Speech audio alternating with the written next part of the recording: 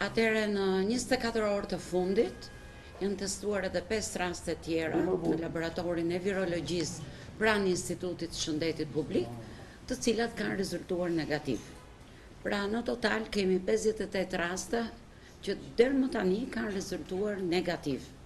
Pra deri tani nuk kemi identifikuar akoma COVID-19, pavarësisht përpjekjeve dhe pavarësisht hetimeve që janë kryer deri më tani.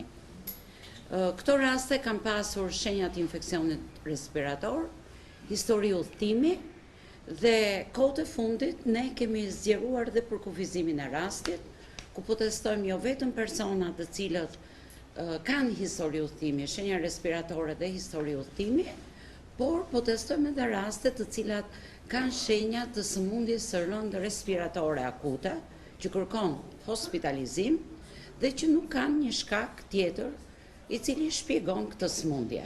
Pra, siç e shikoni, ky është një zgjerim dhe që nuk kanë lidhje me ndonjë udhëtim.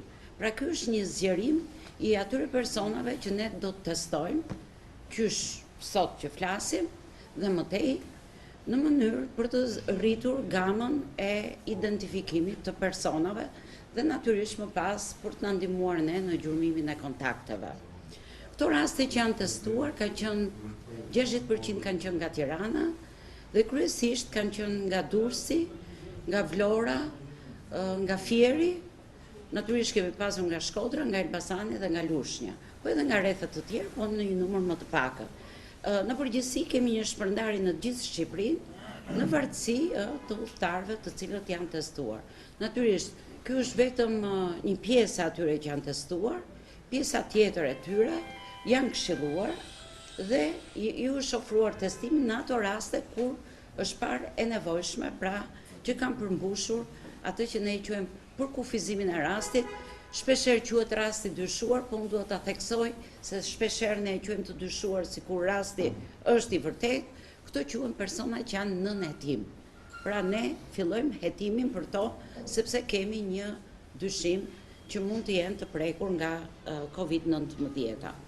Në lidhje me diagnozën, ne vazhdojmë kemi kapacitetet tona në laboratorin e ISHP-s, ku kryen të gjitha ekzaminimet e nevojshme, të besueshme, sepse duhet ta ritheksoj edhe një herë, ne i kryejmë ekzaminimet tona duke pasur një kontroll pozitiv, i cili vjen nga i njëjti ofrues, nga Instituti Pasteur dhe Arkiva Europiane e Viruseve. Pra kur del kontrolli pozitiv, natyrisht po t'jetë dhe mostra pozitive, do të dali me një herë aty. Pra nuk kemi pasur mostër pozitive. Përveç kësaj, ne kemi rritur edhe numrin e mostrave që marrim nga një pacient. Pra kemi marrë edhe 2 mostra, në mënyrë që të rrisim sigurinë e laboratorit në lidhje me testimin. Dhe natyrisht edhe besueshmërinë tuaj dhe të popullatës në lidhje me këto. Nga ana tjetër janë përcaktuar, janë përmirësuar protokollet e menaxhimit klinik të rasteve, janë identifikuar se çfarë duhet bërë më tej, natyrisht duke mbështetur edhe në të dhënat bashkëkohore dhe të literaturës së fundit. Natyrisht juve keni marrë lajmin e karantinës dhe natyrisht kemi përcaktuar dhe llojet e karantinës, pra atë që quhen pacienti izolimin në shtëpi kur është i shëndosh, që është vetë karantina, e cila lidhet me disa element të personave të cilët duhet kenë kushtet e duhura dhe do të vlerësohet nga punojësit e shëndetit publik dhe natyrisht karantina qeveritare për ata persona në cilët do shifet e nevojshme dhe të cilët nuk kanë mundësi ta kryejnë vetë karantinën.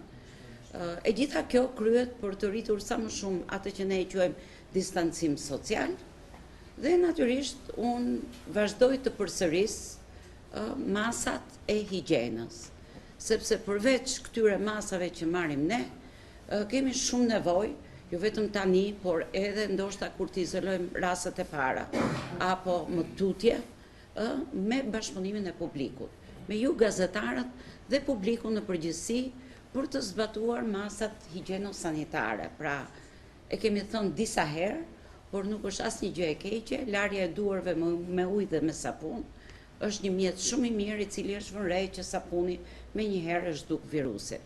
Kështu që larja e duarve, përdorimi i higjienës respiratore, pra që e kemi thënë, të gjitha këto janë elemente tepër të rëndësishëm që dhe se i përsërisim nuk bëjnë keq. Sa shtete në reanimacion janë të zënë, si në ato publike dhe ato private? Sa janë tani të zënë? Tashti, këtu është bërë, okej, më lërë të ta shpjegoj. Duke unë nisur dhe nga eksperienca e pandemisë, hapi parë që ne ngritëm si ekspert në komitet, ishte koordinimi i shtretërve në spitale dhe respiratorve. Dhe natyrisht është bërë një plan koordinues se si do veprohet kur të kemi të smurën, në mënyrë që çdo i smurën të marrë shërbimin e dur dhe të mos rollatet nga një spital tek tjetri. Pra ka një qendër koordinuese, ka një plan në lidhje me shpërndarjen e respiratorëve, do të blehen edhe të ri, dhe në këtë mënyrë ne nuk do të kemi atë që mund ta kemi ndeshur më përpara. Unë nuk mund të flas sa janë të zënë tani për momentin, sepse ai mund të jetë i zënë me një rast dhe me njëherë në bazë të planit, rasti që nuk ka nevojë të rinë infektiv, pra nuk është i smur, i cili do ta transmetojë sëmundjen, ai do të lëvizi në një vend tjetër. Jam shumë e sinqert në shpjegimin e kësaj gjëje, sepse është diçka që edhe neve na ka shqetësuar dhe e kemi ngritur që në fillim. Ju e preket pak më parë, por për ta qartësuar, sa prej këtyre analizave janë ribërë për të shmangur dyshimin për falës negative? Po, janë bërë gati 10%. Sipas edhe problematikës, e kupton se kontrollohet mostra, përcaktohet në çfarë dite të sëmundjes ka ardhur. Është një virus i ri natyrisht, po kemi disa të dhëna paraprake me kalimin e kohës, në mënyrë që ta kapim atëherë kur domethënë ngarkesa virale dhe kopjet virale të lejojnë testimin. Dhe kjo nuk ndodh vetëm tek ne. Sa prej personave që kanë kërkuar ndihmë tek 127 janë sugjeruar ose aktualisht o janë të izoluar në shtëpi? Atëherë, të izoluar në shtëpi, ne kemi këshilluar të gjithë persona pavarësisht se nuk kanë pasur nevojë për testim, të cilët kanë ardhur nga Italia apo nga vendet e prekura si Kina.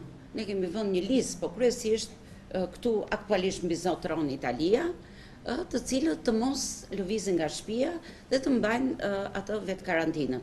Dhe nëse do të shfaqen shenjat klinike, siç ka ndodhur me një 5% të rasteve, ata janë drejtuar dhe ju është marrë mostra.